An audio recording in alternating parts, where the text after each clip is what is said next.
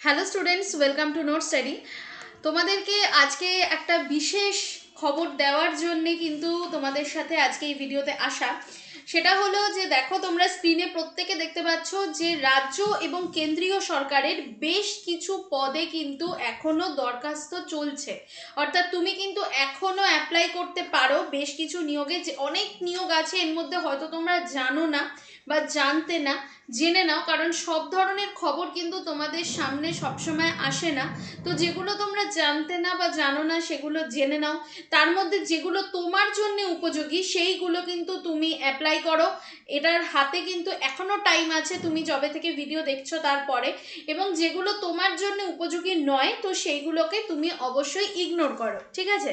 তো আমি প্রথমেই এই কথাটা বলে দিই যে আজকে যে ভিডিওটা তোমাদেরকে দিচ্ছি, এটি কিন্তু একটি বিশেষ পত্রিকার সাহায্যে এই খবরগুলো কিন্তু পাওয়া, এবং তারপরেও আমরা নিজেরা কিছু রিসার্চ করে এই খবরগুলো সম্বন্ধে সচেতন হয়ে তোমাদেরকে কিন্তু এই ভিডিওটা দিচ্ছি।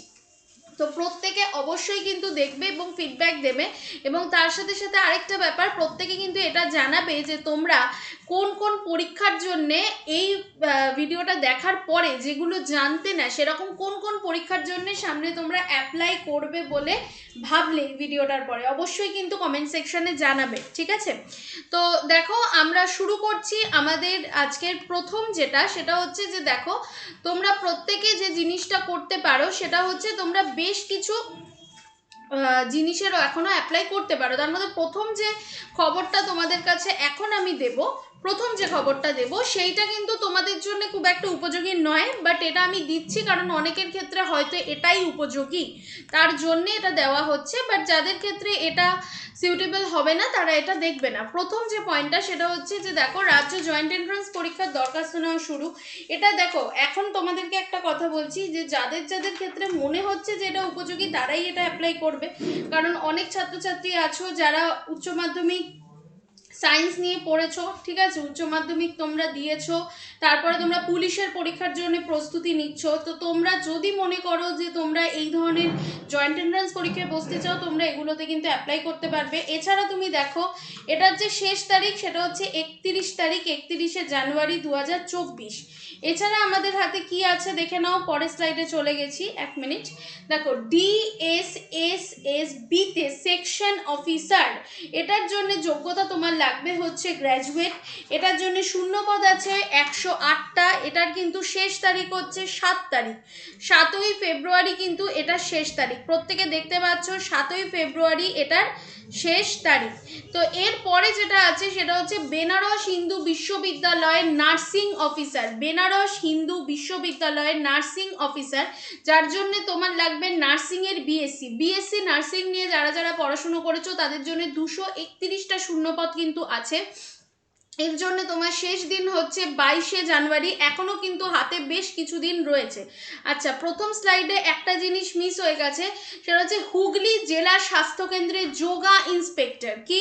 হুগলি জেলা স্বাস্থ্যকেন্দ্রে যোগা ইন্সপেক্টর, যারা মাধ্যমিক পাশ করেছো এবং যারা কিনা যোগা নিয়ে পড়াশুনো করেছো, কোনো পেশাগত কোর্স করেছো, তাদের জন্য 80টা শূন্যপদ কিন্তু রয়েছে হুগলি জেলা স্বাস্থ্যকেন্দ্রে, যার অ্যাপ্লাই ডেট কিন্তু একদম কালকেই মিস হয়ে গেছে তোমাদের। আমি তোমাদের ভিডিওটা একটু লেটে দিলাম, তার জন্য সরি। এরপরে যেটা সেটা হলো দেখো, Indian council of social science রিসার্চে ক্লার্ক এবং অ্যাসিস্ট্যান্ট, এইটার জন্য তোমাকে যেটা হতে হবে সেটা হচ্ছে, দেখতেই পাচ্ছ 27টা শূন্যপদ তোমাদের হাতের সামনে রয়েছে, এবং এর জন্য তুমি সময় পাবে 5ই ফেব্রুয়ারি পর্যন্ত অ্যাপ্লাই করার। অর্থাৎ এর জন্য তুমি কিন্তু পুরোপুরি 5ই ফেব্রুয়ারি পর্যন্ত অ্যাপ্লাই করার টাইমটা পাচ্ছ। এছাড়া তোমার কাছে যেটা রয়েছে সেটা হচ্ছে দেখো, আবার শিক্ষকের একটা শূন্যপদ রয়েছে, যার জন্য মাস্টার ডিগ্রি, প্রচুর ছেলেমেয়েরা মাস্টার ডিগ্রি করেছো কিন্তু তারা এখনো অবধি বুঝতে পারছো না যে কি করবে। এখানে কিন্তু বিএড বা ডিএলএড কিছু এখনো অবধি লেখা নেই, যেটা হচ্ছে 297টা শূন্যপদ। 7ই ফেব্রুয়ারি পর্যন্ত তুমি কিন্তু অ্যাপ্লাই করতে পারো। এর পরের যেটা চলে যায় সেটা হচ্ছে দেখো, অর্ডিন্যান্স ফ্যাক্টরিতে কেমিক্যাল প্রসেস ওয়ার্কার, ঠিক আছে।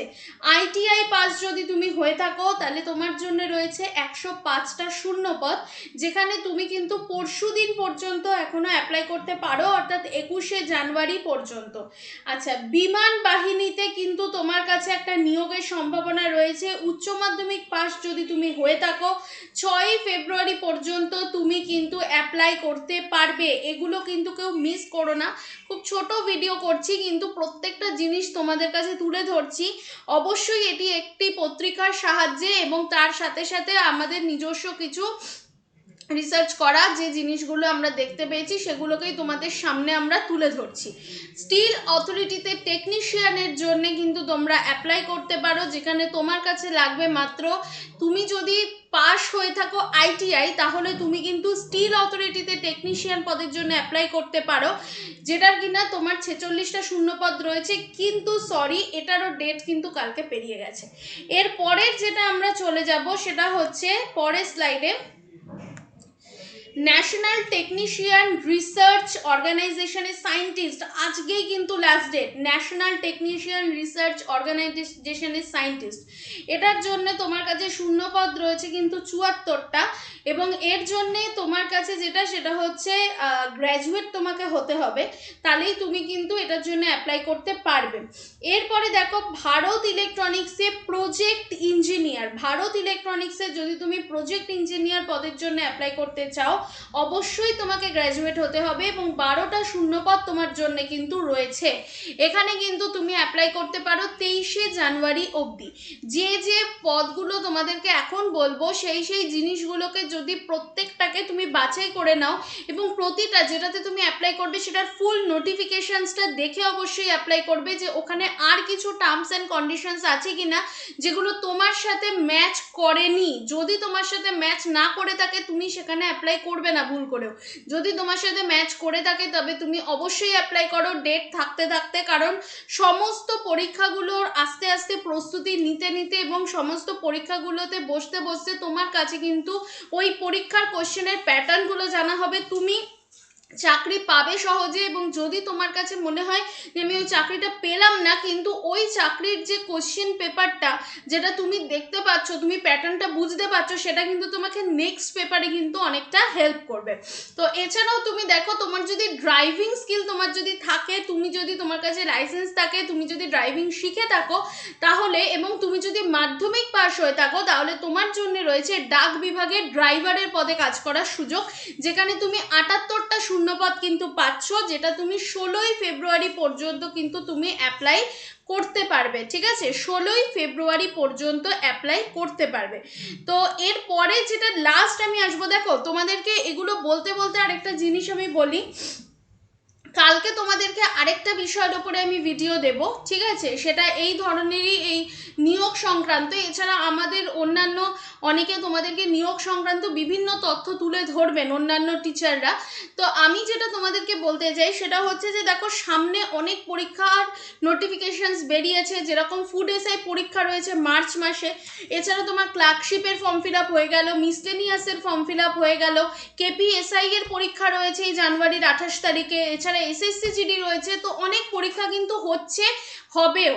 তো যারা যারা প্রস্তুতি ভালো করে নিচ্ছ বা যারা যারা প্রস্তুতি সিরিয়াসলি নিচ্ছ তারা কিন্তু রেগুলার বেসিসে পড়াশুনো করতে থাকো, একটা নির্দিষ্ট রুটিন ক্রিয়েট করে। যদি মনে হয় যে রুটিন বানাতে কোথাও অসুবিধা হচ্ছে, প্লিজ তোমরা কমেন্ট করো, আমরা তোমাদেরকে কিন্তু রুটিন অবশ্যই তৈরি করে দেব, সেই রুটিনের ওপরে আমরা তোমাদেরকে ভিডিও দেব। তার সাথে সাথে যেটা সেটা হচ্ছে কেপিএসআই, এসএসসি জিডি এই পরীক্ষাগুলোকে কেন্দ্র করে সামনে যে কটা দিন মাত্র বাকি রয়েছে কেপিএসআই পরীক্ষার, আমরা সেই কদিন তোমাদেরকে প্রচুর প্র্যাকটিস সেট করাচ্ছি, প্রচুর পিওয়াইকিউ সলভ করাচ্ছি এবং ডেলি কারেন্ট অ্যাফেয়ার্সের ভিডিও কিন্তু তোমাদেরকে দিচ্ছি। কেউ মিস করবে না, প্রত্যেক দিন রাত 8টা রাত 10টায় তোমাদের কাছে কিন্তু পিওয়াইকিউগুলো আসছে এবং এক্সপেক্টেড কোশ্চেন অ্যান্সারের সিরিজ কিন্তু তোমাদের কাছে আসছে। তো নেক্সট যেটাই আমরা যাচ্ছি সেটা তোমরা প্রত্যেকে দেখে নাও। নেক্সট হচ্ছে তোমাদের কাছে দিল্লি সাবঅর্ডিনেট সার্ভিসেস, ঠিক আছে, সেখানটাতে সিলেকশন বোর্ডের মাধ্যমে ক্লার্ক, স্টেনো এবং অ্যাসিস্ট্যান্ট পদের জন্য, যেখানে তুমি উচ্চ মাধ্যমিক পাশ হলে তুমি কিছু কিছু পোস্টের জন্য অ্যাপ্লাই করতে পারবে, তুমি যদি গ্র্যাজুয়েট হও তাহলেও তুমি কিছু কিছু পোস্টের জন্য অ্যাপ্লাই করতে পারবে। একটা হিউজ ভ্যাকেন্সি রয়েছে 2354। আমি এটা কিন্তু বিশাল বড় ভ্যাকেন্সি নয়, আমি হিউজ ভ্যাকেন্সি বললাম বলে কিছু মনে করো না, এটা এই কারণে, কারণ রেসপেক্টিভ টু আদার পোস্ট, অর্থাৎ অন্যান্য পোস্টগুলোর তুলনায় কিন্তু এটার ভ্যাকেন্সিটা অনেক বেশি, আমি সেই কারণেই এটাকে বললাম। তো এখানে কটা পোস্ট রয়েছে ভ্যাকেন্সি? 2354টা ভ্যাকেন্সি কিন্তু রয়েছে, যেখানে তুমি 7 ফেব্রুয়ারি পর্যন্ত তুমি কিন্তু অ্যাপ্লাই করতে পারবে, অর্থাৎ 7/2/2024 অবধি কিন্তু তোমার কাছে রয়েছে অ্যাপ্লাই করার সুযোগ। এছাড়া তোমার হাতে রয়েছে আরেকটা পোস্ট, যেখানে ইউনাইটেড ইন্ডিয়া ইন্স্যুরেন্স অ্যাডমিনিস্ট্রেটিভ অফিসারের পোস্টে তুমি যদি গ্র্যাজুয়েট হও তাহলে কিন্তু তুমি অ্যাপ্লাই করতেই পারো, যেখানে শূন্যপদ রয়েছে 250টা।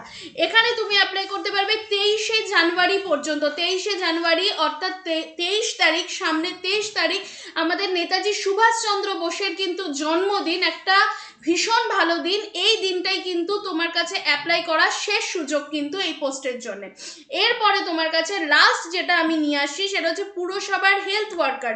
তুমি যদি মনে করো তুমি পুরসভার হেলথ ওয়ার্কার পোস্টের জন্য জয়েন করতে চাও, তুমি 30শে জানুয়ারির মধ্যেই কিন্তু অ্যাপ্লাই করে ফেলো, তাহলে তোমার কাছে কিন্তু এখনো অবধি আমি যতগুলো নিয়োগ সংক্রান্ত তথ্য দিলাম, এই প্রত্যেকটা জিনিসকে যদি তুমি একদম ভালো করে তুমি যদি ফলো করো, প্রত্যেকটা জিনিসকে যদি তুমি বাছাই করে নাও, তুমি একটাকে পিক করো, সেটার নোটিফিকেশনসটা ভালো করে পড়ো, ওদের ওয়েবসাইটে যাও, ভালো করে দেখো, এই জিনিসগুলোকে ভালো করে বুঝে যদি তোমার মনে হয় তুমি অ্যাপ্লাই করতে পারবে, তাহলে একদম কিন্তু লেট করো না। ডেটের একদম একটা কথা বলে দিচ্ছি, তুমি যত লেট করবে ওয়েবসাইট কিন্তু তত বিগ্রত থাকবে, এটা কিন্তু স্বাভাবিক ব্যাপার। অর্থাৎ তোমার যদি লাস্ট ডেটে গিয়ে তুমি অ্যাপ্লাই করতে যাও বা তার আগের দিন গিয়ে তুমি অ্যাপ্লাই করতে যাও, তোমার কিন্তু ওয়েবসাইটে সমস্যা হতে থাকবে, এটা কিন্তু খুব কমন হয়ে গেছে।